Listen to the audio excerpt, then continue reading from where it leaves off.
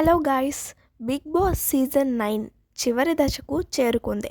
ఇంకా మరో 2 వారాలే మిగిలి ఉంది. దీంతో ఫస్ట్ ఫైనలిస్ట్ టాస్కులు గత వారం నుంచి తీవ్ర రసవత్తరంగా సాగుతున్నాయి.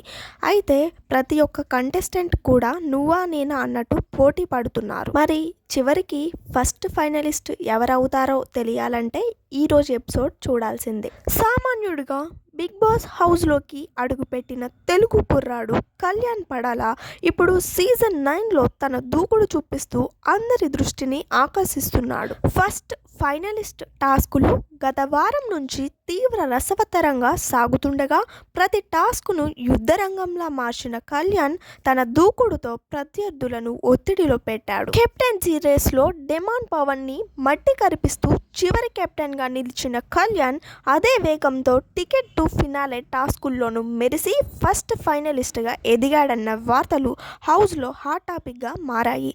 చివరి వారాల్లో వచ్చిన ఈ విజయాలు అతని టైటిల్కు మరింత చేరువ చేసినట్టే. ఈ రేసు మొత్తం జిముక్కులు గ్రూప్ ప్లానింగ్లతో నిండిపోయింది.